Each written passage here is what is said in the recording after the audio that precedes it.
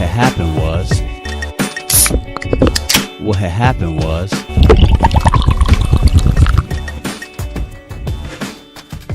What is up? Thank you so much for tuning in to yet again another episode of the What Had Happened Was podcast post-football episodes. Not that it's post-football season, because we did just have a phenomenal weekend of games. Getting this up in time for the Facebook and YouTube episodes at 6 p.m. on Monday, January 5th. Most likely, if you're a podcast listener, you're listening to this on the 6th. Apologize for not getting it out, but it was just a kind of a hectic weekend.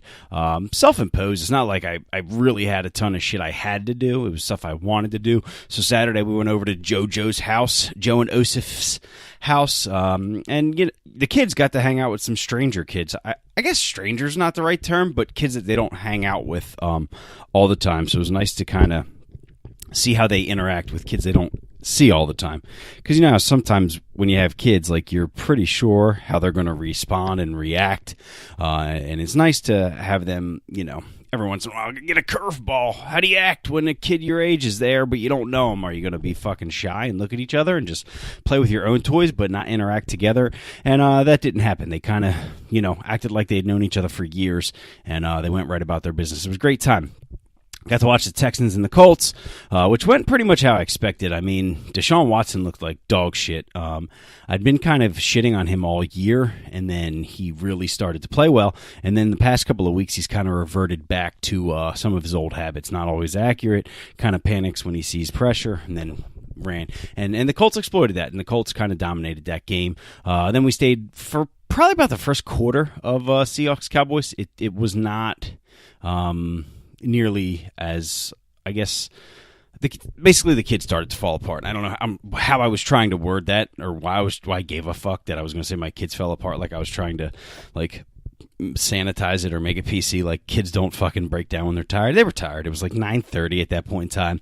The first quarter, I think, had ended, and we kind of left, so we got home. We were able to get them to bed rather quickly. I watched the end of the game. Lindsay fell asleep on me. Even though it was a Saturday night to ourselves, the kids were out. Bow, chicka, bow, wow. No, it's fucking snore fest. None of that. Nothing. No love for bitch tits. And by bitch tits, I'm talking about myself. I shaved my chest. And the titties were evident. I know if you listen to the last episode, I talked about how I hit 2 bills. Not sure why. I thought I would shave my chest hair and it would make it look better. Did not. It had the opposite effect. The chest hair kind of hides some rolls and folds. With those gone, looked like I don't know. Like, I imagine how Porky the Pig would look if he actually didn't wear a shirt and just pants. How fucking weird is Porky Pig? Can we talk about that for a second? He's got a suit, like a full-on, like, talk about getting half-dressed. He's like the Mullet of cartoon characters, like business on the top and real fucking party on the bottom. Full-on, like, bow tie, 3-piece tuxedo up top, and then just no fucking pants on the bottom, if that makes any sense. I don't get that. I don't know. What the hell do I care? It's a goddamn cartoon. But no, the Cowboys won, so the Cowboy hate was strong on Facebook heading into the Sunday games. And you came into Sunday, Chargers-Ravens, that looked like a shit game for about 3 quarters, and then Lamar Jackson actually remembered how to play football. It got to the point where people were actually wanting Joe Flacco to get back in the game, as if they forgot how shit he's been this season. He was kind of the reason they sucked balls. Lamar Jackson came, saved the season, and then, of course, Fairweather fans, as soon as there's any kind of trouble in paradise, they want Flacco back. Bring him back. We forget how shitty he was for the first 7 weeks. Please put in Joe Flacco. No, I'm just a Flacco hater. I've not liked him since his time at UD when he made some kind of statement like, I didn't even know there was another college in Delaware. Like, fucking, yeah, I get it. UD's like the main college in Delaware, but there's a couple other, actually. I think 3 or 4 others. And you're going to go ahead and be a dick sniffer and say what you said. And then you're going to go ahead and beat the dog shit out of Del State in the playoffs. And that was fine. We respected that. But we didn't respect was acting as if there were no other academia institutions in Delaware, you fuckwagon. And then Cody Parkey went, so that was the 1 o'clock game, the Chargers and Ravens. Chargers won. They go to New England next week. Promises it's not going to be all about football. I know we're like 5 minutes in, and you're like, fuck, this is a lot of football, Michael. But we're going to get away from it, I promise. But Cody Parkey Former Eagles kicker went fucking full on NWO, WWE. I don't know if you guys watched that in like the late 90s or early 2000s. Not that it was cool to watch it. It was kind of fucking nerdy, but that's where The Rock and Stone Cold Steve Austin kind of, got their popularity. I guess Stone Cold never made it. I guess he's still a household name. Like if you say Stone Cold Steve Austin, probably 95% of people who know who he is. But he got in like a couple B-rate like military movies, or he was like some weird badass country guy or something. And then he fizzled out. But The Rock obviously has become Dwayne Johnson. He's in every goddamn action movie there is. Put an action movie. Maybe an apocalyptic action movie, like the end of the world, or some fucking gorillas or aliens are coming. I don't know, a goddamn hotel is self-imploding. Whatever. Make up an action scenario, and The Rock will be in it. TVs are starting to fucking watch you while you're watching the TV. That's currently happening, by the way. That was not a made-up thing. That like businesses admitted to doing that. But fuck, it's cheap, man. It's only like $600 at Walmart for 65-inch. I don't give a fuck. They can watch me naked, watch me flick my bean. I think that's girls. I don't think boys flick their beans. I think that's a euphemism for the clitoris. But if you got a bean, man, you got to flick it. If your dick's only as big as a bean, I imagine you're not doing much jacking off. You're just flicking that thing. Doing the old Tommy Two Fingers over there. Just a quick little rub together. Get that bean flickage. Yeah, I don't know. That got real weird real fast. But, yeah, so anyway, Cody Parkey went full on WWF. And what I mean by that, not World Wildlife Fund, copyright infringement, sorry about it, was that back in the day, there was always always a guy who was getting ready to, like, you thought he was going to save the day, but then he fucking hits the good guy over the head with a sledgehammer. Or he comes out there and you think he's going to save the day, and he hits the good guy over the head with the fucking steel chair. And it's always like, oh, God, that's Stone Cold's music. By God, here he comes. He's coming down to the ring. He's going to save the day. And then no, he just fucking hits the guy over the head with a chair. Come to find out, he's with the bad guys the whole time. Hulk Hogan turns heel. NWO music. And that's what just fucking happened to the Chicago Bears. They got NWO'd. Cody Parkey comes out, hits a field goal. No wait, Doug Peterson had already called a timeout. Got to kick it again. Kicks it, hits the upright. Doink the clown. WWE reference right there. Doink the motherfucking clown. Double doink. Doink and Dink. If you guys remember Doink and Dink, Dink was like the little midget clown back when it was okay to call little people midgets. So Doink was like this. God, wrestling was so racist back in the day. There was like this really fat black guy. I believe he was American. I'm 99% sure he was American, but they called him Kamala. So they dressed him up like some African like warrior. Like he doesn't wear a shirt. He's like, basically he looks like a black Porky Pig, but he's not wearing like a suit or anything. He's just fucking pretty much naked with a grass skirt on. He paints like moons and stars. He like smacks his belly. He says inaudible shit, like super duper. Not like there were. I mean, I guess there are still tribes, but they're not really in like Africa. That's more like out in the Indian Ocean, where they'll fucking kill you if you try to convert them to Christianity, which that guy deserved to die. Yeah, you were either going to introduce them to the flu, die, or introduce them to Christ. Like you had a 3% chance that they were going to convert to Christianity. They were going to see you and say, that fucking guy. Tell you what, I really like his backpack and his Bible. We'll just fucking, yeah, that's what we'll do. We'll go with him. No, he ended up dying. So he found God. The other people may not have found God yet, but he found him real fast. Took a couple spears to the fucking belly. Went out like Ace Ventura. What was that? The second one? When Nature Calls, where he gets the spears in the legs? So that actually Ace Ventura, When Nature Calls, there's like tribal Africans. So imagine one of those people, but it's a WWF wrestler. Then there was an Asian guy, Yokozuna. Of course, he was a fat Asian guy. He was Yokozuna, so he was like the Asian stereotype. They'd throw salt in your face. It's so weird the shit they got away with. But anyway, one of my favorites was Doink the Clown. He was like this. I don't know, he was like a mid-tier wrestler. He was obviously kind of popular because he was a fucking clown, and people were like scared of clowns back then. It was like a creepy thing. There was like Killer Clowns from Outer Space, and It was popular then still. Then he had a little midget friend, and they called him Dink. So it was like Doink and Dink. And I did not mean to go off on this fucking 2-minute tangent about obscure like mid-90s wrestlers, but here I am. That's where I went. There was a Brooklyn Brawler. He was like this stinky Italian guy. So they definitely tried to get as many stereotypes as they could. There was the Iron Sheik. Nikolai Volkov was like this Russian dude. There was a Polish powerhouse was one of them. That was a little bit before my time. But yeah, if it was stereotypical and racist, wrestling definitely pushed it. So I don't know if you guys watched the show Glow, but they definitely hit on that. Some of the stereotypes, like with the welfare queen, and then they have the Russian on there too. So there's definitely some of those stereotypes that Glow hits too, and it's really accurate actually for the time, because wrestling was the one place where you could do kind of, I guess you could say satirical almost. Satire's fucking dead. So the Hummers Parade in Middletown, that got some fucking shit.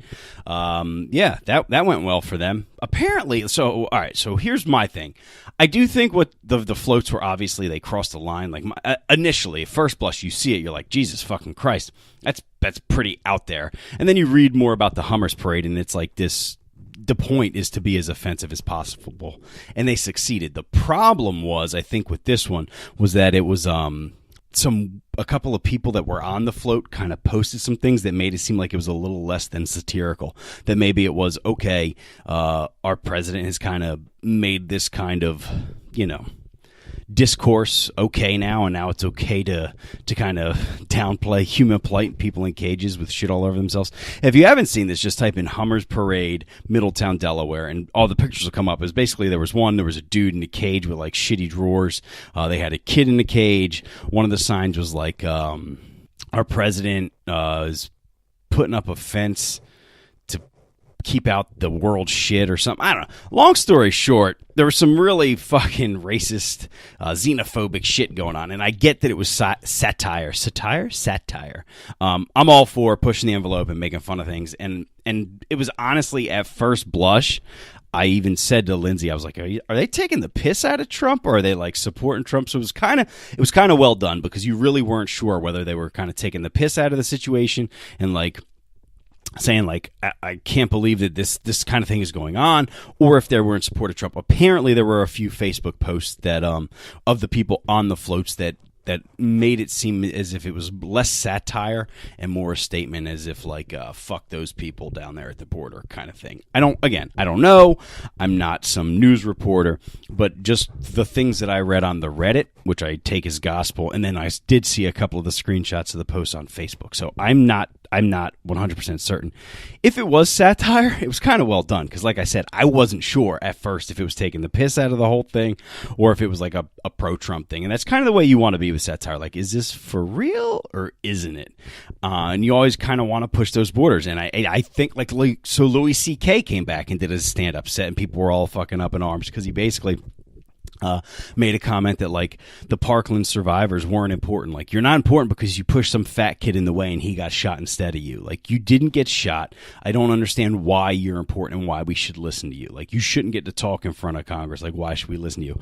And yes, what he said on the surface is kind of fucking gross and disgusting. Like, they're survivors of one of the most tragic school shootings in the history of our country. And yes, of course their voices should be heard. They lived through it. So if they want to talk about, the need to reduce gun violence, yes, obviously we listen to them. But at the same time, it's a fucking comedy club. Like, we can't go around policing comedy. Like, that's the whole point of comedy clubs is, like, everyone wants to see, like, so Ellen DeGeneres has a new set out on Netflix. Joe Rogan recently released one. There's been basically an influx of stand-up specials this past year. I don't know if it was Netflix, Amazon, I don't know. Whoever the powers that be are, they put a lot of money behind stand-up this past year. You can really see that the past probably 18 months, actually. They've put a ton of money behind stand-up. And when you see those acts, those they're an hour, they're 45 minutes, a half hour, whatever it is, those sets, they're not just fucking, they just didn't go up there and wing it. Like, they worked out that material for probably a better part of 6 to 9 months, maybe even a year, working out that material. Some of the jokes might be a decade in the making. Like, these jokes aren't just a one-off. So, I don't know. In a comedy club, you're going to work out, like, what's over the line? What's too far? Did I go too far with that? Was this punchline funny? Was this not funny? And yeah, if I listened to Louis C.K.'s set, and it did sound a lot like some old man 1920s get off my lawn shit. Like, Asians have little dicks, black guys have big dicks. Get it? Ha ha ha. I get it. And out of Louis C.K., you kind of expect more. But at the same time, you get that where that anger and rage is coming from with him. like this, like it's almost like this Me Too pushback, and coming from an old established white male who's already rich, who's already made it and made his money, it doesn't come across very well, because it's like almost like eye roll worthy. Like, okay, we get it. You're supposed to be mad because you beat off in front of a fucking couple of girl comedians, and now you can't do that anymore. Like, so you're upset about it. We get it. It's not cool for you to beat off in front of women anymore, and you're pissed off. So now you're going to do some whole angry set, whatever. It's fine. But the material for me, like, he's in a comedy club. Like, what? I don't understand how you can deem something that's in a comedy club offensive. Like, you're going there to probably hear some offensive shit. I don't know. I have always felt weird about, especially like when comedians are talking about, oh, I won't play colleges anymore because they need safe spaces, things like that. And I just feel like the vast majority of people understand that, I don't know, like, yeah, maybe it's offensive, but it's also, there's kind of some humor in saying, like, oh, you pushed a fat kid in the way and they got shot instead. Like, there's just kind of some humor in that, you know, taking that counter approach as opposed to deifying these people. Like, let's talk about the gritty weirdness of what they've been through. So I don't know. I really, really struggle, because it's not that I can relate with Louis C.K. I'm not some fucking star comedian who fell from grace because I like to beat off in front of women. I'm just some fat ass old white dude who sometimes has to hide that he's beating off from his wife, you know. So the parallels are not really the same. But I don't know. I just feel like this whole Twitter outrage thing is way overblown, because it's typically like 30 or 40 people on Twitter that are the extreme left or the extreme right, and those are the voices that are shouting the loudest. So those are the ones that get parroted by the media. And I think the media of all people should know, like, that, yeah, Louis C.K. has been off now. He took, what, a year off from comedy. He's coming back. His comedy may not be funny right off the bat. I don't know what you expect. Like, yeah, he's a funny guy. He's been funny. What he did was reprehensible and kind of fucked up, that he held his power over the head of these women. Like, hey, basically watch me beat off, or I can technically take away gigs from you, or take away bookings, or tell this booker not to work with you, or tell this club not to work with you.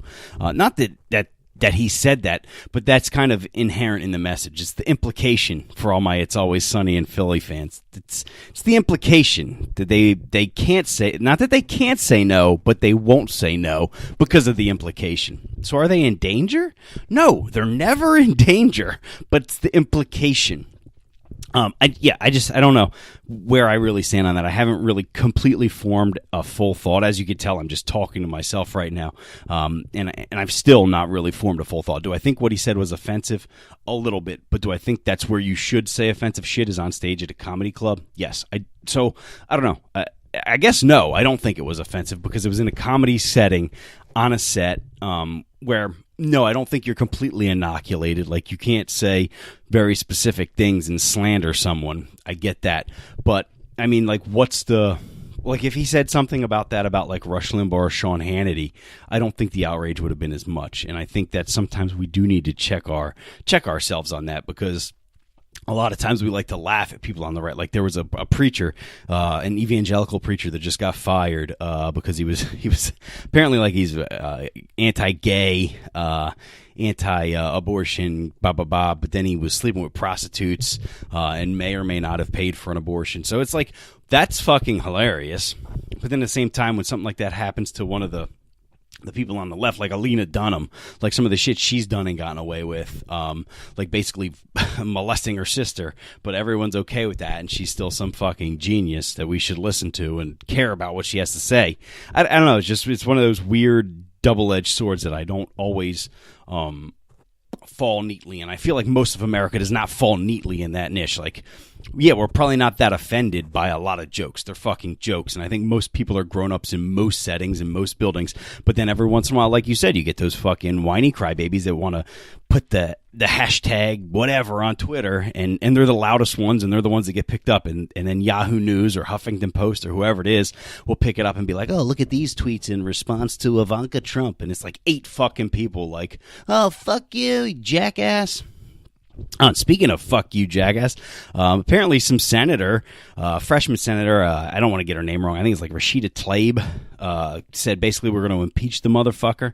And whoa, you would have think she would have said she had a fucking guillotine ready outside of the White House and was ready to give Donald Trump the old off with her head treatment. But no, so we're going to impeach the motherfucker. Was it a stupid thing to say? Yes, because the Mueller report's not even out yet. Like, are there some things, what is it, the 25th, Article 25 or the 25th Amendment of the Constitution, whatever, saying the president's not mentally fit? I think that he probably fits some criteria, that he's a fucking narcissistic psychopath. I get it.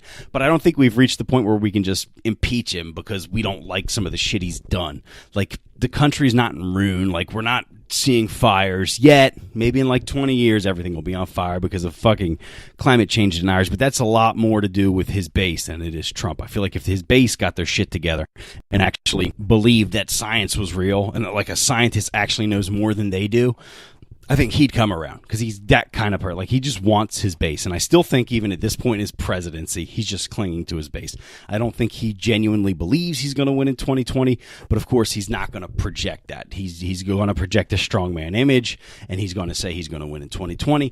And that's what he's just going to cling to that base, and he's going to hope to monetize it when he's done being president. And there's nothing wrong with that, because every single fucking president since probably Bill Clinton that I've been alive for has monetized their post-presidency career.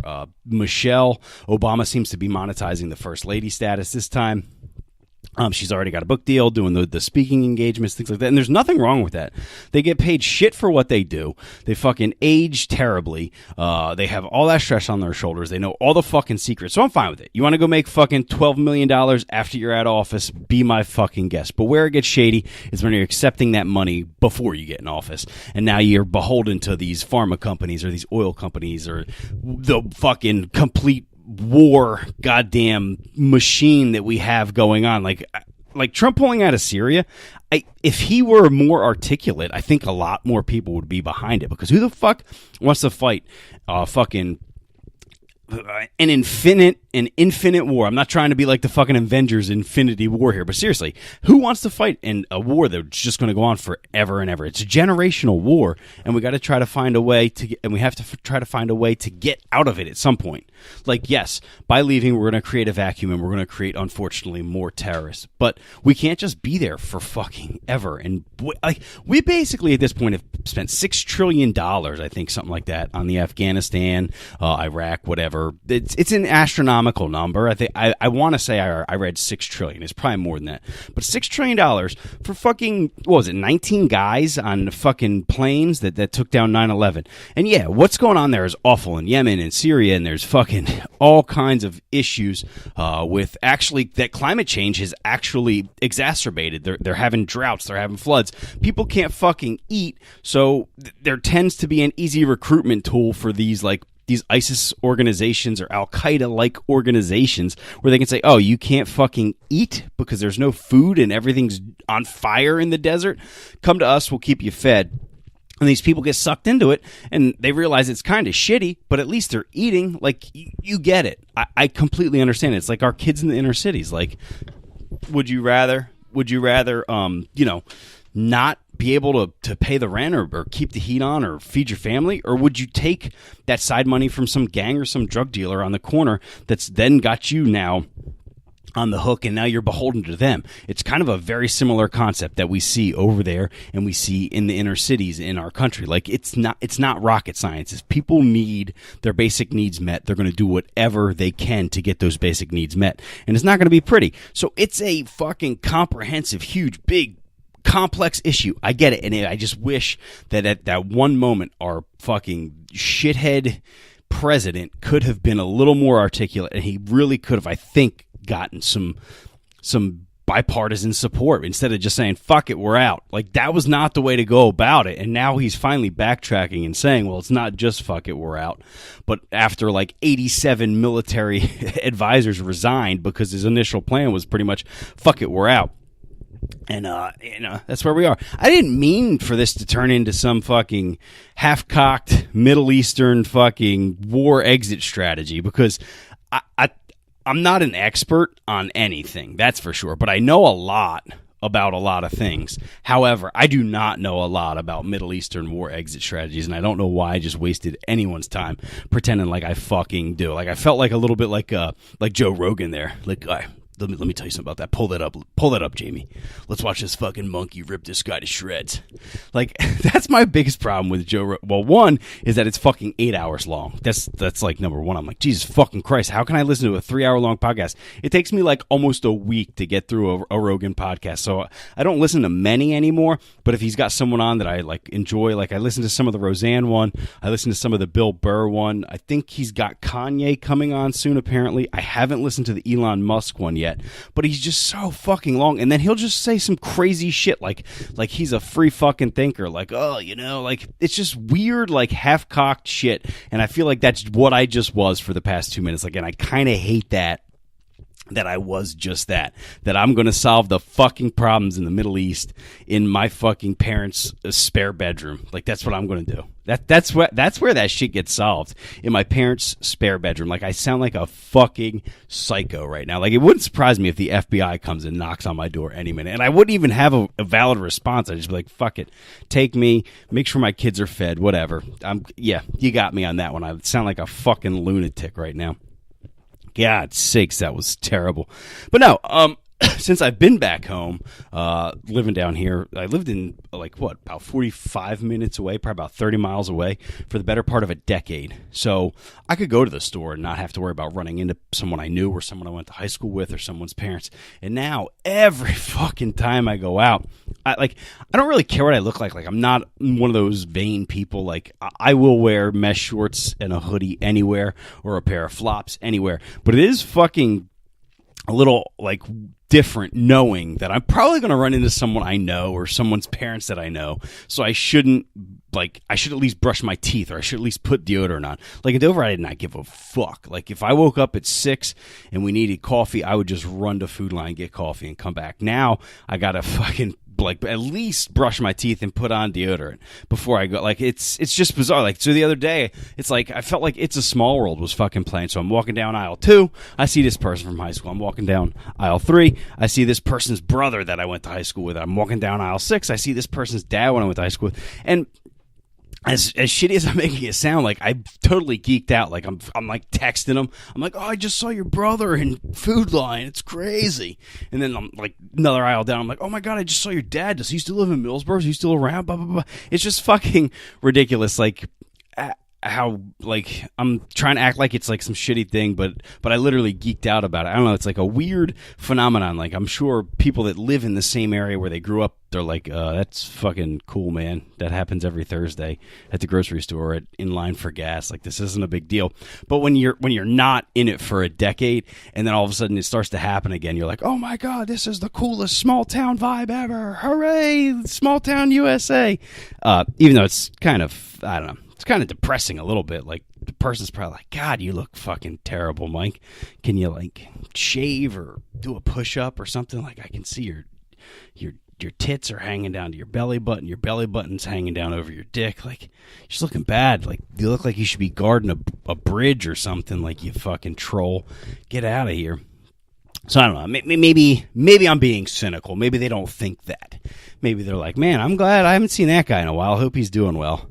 But I have a feeling it's like, goodness, he let himself fucking go. Which is, you know, when you're the bald guy, you always, you know, the kid who peaked probably when he was 18, I think people get a kick out of it. They're like, ha, that guy thought he was cool 20 years ago, and now he's a fucking loser living in his parents' house. What an asshole. And, I don't have a comeback to that, because you're kind of right. You know? I mean, what is it? Two decades, 2 kids. Was it 2 decades? Nah, it's not quite 2 decades. I mean, fuck, it's basically 2 decades. I think 20 years ago was 99. I was a freshman in high school. So yeah, fucking 2 decades ago, I was riding high. I was 14. I thought I was a shit. Just would get random hard-ons. I'm glad that doesn't happen anymore. Really glad that doesn't happen anymore. Now sometimes you got to deal with the dad dick in the morning, you know? You're like, oh, Jesus, that's a...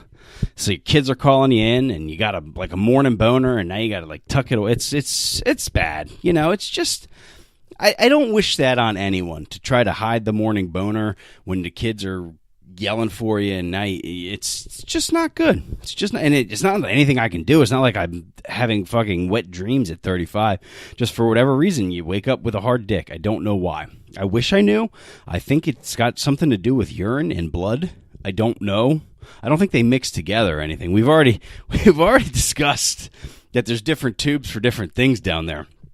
But I don't know. If we could figure out the that kind of situation in the morning, that'd be great. Like if your brain could just shut it down. Let's go flaccid. Gotta go get the kids some Cheerios. Shut it down. Go back down Periscope. Time to put some bacon in the oven, which is fucking awesome, by the way. No more stovetop bacon for me. It's much quicker, much more time efficient to just do it on the stovetop, no doubt. But it's way easier, way cleaner. You just put down some fucking tin foil, about a half-pound bacon, throw it in there, 10 minutes, flip it over, 10 minutes, pull it out, you're good to go. I guess that's where I'll end it, little fucking baking the bacon tip in the morning. A little bit of that action. We've been going about a half hour. No need to bore you. Pretty much out of material here. Speaking of material, in 2 Mondays, January 21st, I will be at Lewis Irish Eyes doing a stand-up set. I think next Monday is there's 2 rounds, so there's going to be the 14th next Monday and then the 21st. I am on the 21st. I have to send in my bio info by the end of this week, so I'm really looking forward to that. Doors open at 7:30. I guessing I won't be given a lineup until the day of, but at some point between 7:30 and 9:30, I'll be going on stage at Irish Eyes to do about a 5-minute set. I've kind of been whittling it down. I really wanted to try not to do like any shit jokes or any like sophomoric stuff, but I feel like that's some of my best stuff. So prepare yourself for that. I've been kind of writing it down in my notes section. I probably should have went and done like an open mic somewhere just to kind of try it out, see how it went. But I just, do it to myself in the shower, and I make myself chuckle. Not that that's a narcissism issue or anything, but I seem to think it's funny. So we'll see how it goes. I think if I make it, the finals are the 28th, which they're all Monday nights, and Monday Night Football's over. So if you guys want, come out. I get it. We all have kids now. It's not going to be easy, but I'd really appreciate to see some of you guys out there. Grab a drink and then listen to me make a fool of myself. So that's pretty much all I got. No kids in the bedroom this time, so I can tell you to go titty fuck yourselves. See you next week.